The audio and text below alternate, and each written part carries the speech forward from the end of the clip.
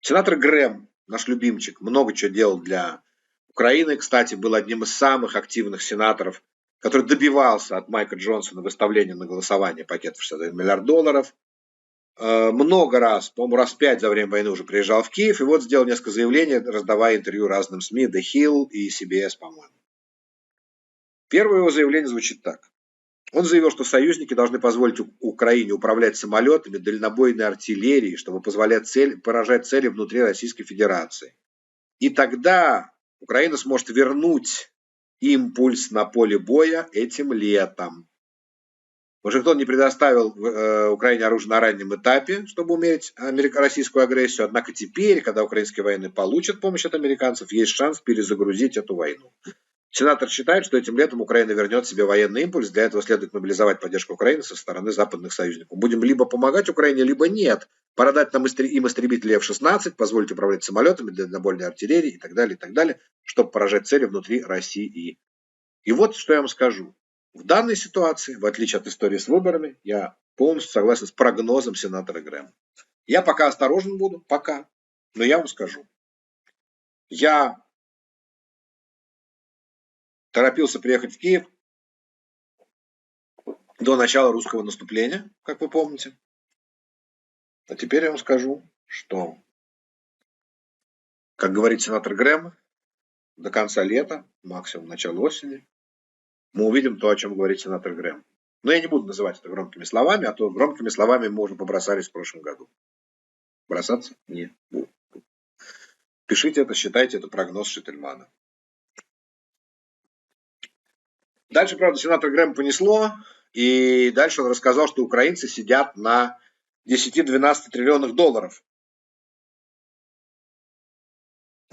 Может, я недостаточно украинец, но я сижу на промятом за 2,5 года войны диване. Потому что 2,5 года я веду вам отсюда репортажи. 2,5 года я вам все это, 2 года, 3 месяца и 17 дней. Я вам рассказываю положение дел на фронтах. И если бы я мог сидеть на 10-12 триллионах долларов, то выглядел бы мой кадр выглядел бы гораздо богаче, зеленее, жирнее. Пока я этого не чувствую. О чем говорит сенатор Грэм? О том, что в Украине большие запасы полезных ископаемых. И если Россия победит, говорит он, то часть этих ресурсов достанется Китаю. Этого допустить нельзя. Они сидят на 10-12 триллионов долларов критически важных полезных ископаемых. Они могли бы стать самой богатой страной во всей Европе.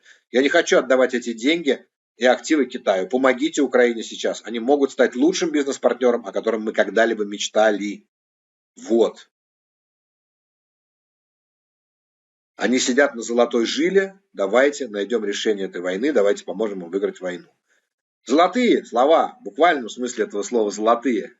Золотые, никелевые, титановые слова сенатора Грэма.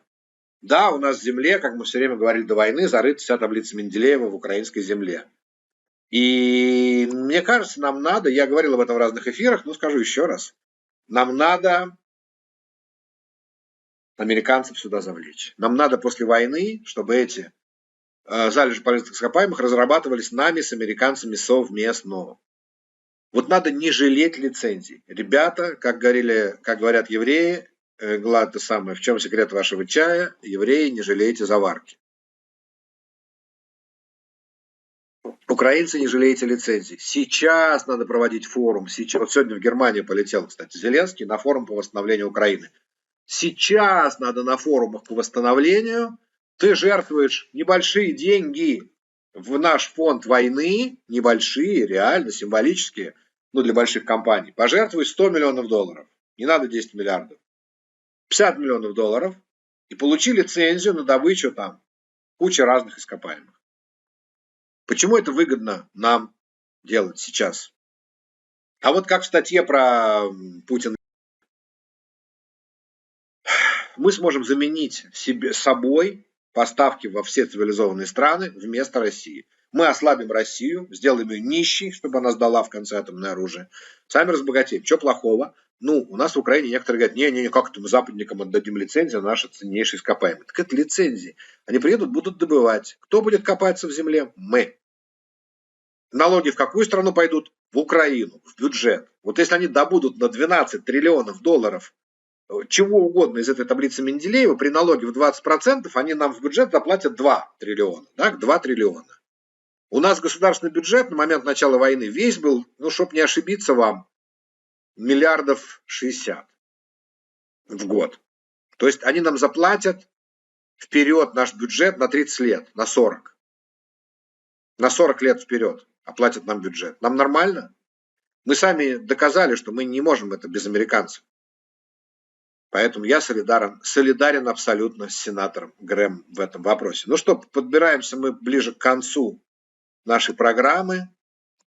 Вот еще на вчерашнее мое замечание, это я зачитывал комментарий Ольги про отряды Шительмана. Пишет тоже девушка: Михаил, не путайте отряды Путина с отрядами Шительмана. Отряды Путина – это сборище прошлого, а отряды Шительмана – это по аналогии с отрядами Дамблдора из Гарри Поттера. Как раз-таки отряды будущего. Мы на стороне добра, а вы наш вдохновитель. Ваша подписчица точно, я думаю, имела в виду вот это вот. Спасибо большое. Это понятно, что это была шутка про отряды Шительмана. Вы просто, не надо формировать нам отряды. Мы просто вместе на этом канале переживаем как-то эту войну, чтобы друг другу облегчить всю эту жизнь. И чтобы помочь тем, чем мы можем на этой войне, всем тем, кто сегодня за нас сражается. Вот и все. Понятно, что правда. Спасибо, за сравнение с Дамблдором. Это меня первый раз в жизни меня сравнивают с Дамблдором, за что я вам страшно благодарен. Насмешил меня со страшной силой МИД Китая, который предложил провести альтернативный саммит, настоящий мирный саммит по Украине. Это вот как раз товарищ Ван, по-моему, это сделал заявление. Глава МИДа Китая, товарищ Ван И, посетил, в России совещание министров иностранных дел стран БРИКС в Нижнем Новгороде. В Нижнем Новгороде, понимаете, у него Нижегородская ярмарка началась. Он приехал на ярмарку, товарищ Ван И сказал Лаврову, что надо провести альтернативный саммит, а не тот, который в Швейцарии, чтобы в нем приняли участие все. И дальше говорит, кризис на Украине все еще продолжается. Китай поддерживает современный созыв подлинной мирной конференции, признанной Россией и Украиной. И мы отвечаем ему на чистом ненецком языке. Фиг вам, правильно? Пока вы, товарищ Ван, не научитесь вместо слов «кризис на Украине» говорить «война России против Украины», какая у нас с вами может быть конференция? У нас кризиса нет. У нас есть враг, убийцы, про которых не понимают только Латынина с Гозманом, которые пришли нас убивать. У нас нет кризиса в Украине. И пока вы этого не понимаете, какая с вами конференция, какие ваши мирные планы? С обсуждением всех мирных предложений. Да слушайте, вот китайская, это значит поддельно обычно, да? Фу, дешевые китайские. Дешевая китайская мирная конференция. Поддельная. И китайский мир будет такой же, который работает, вроде выглядит нормально, стоит дешево, но через месяц ломается. Нам не нужен такой мир. Нам нужен крепкий, европейский, качественный мир, который, может быть, дорого стоит, но надолго, работает потом десятилетиями. А ваш китайский, который срок службы месяц, made in China мир, нам просто вообще не нужен.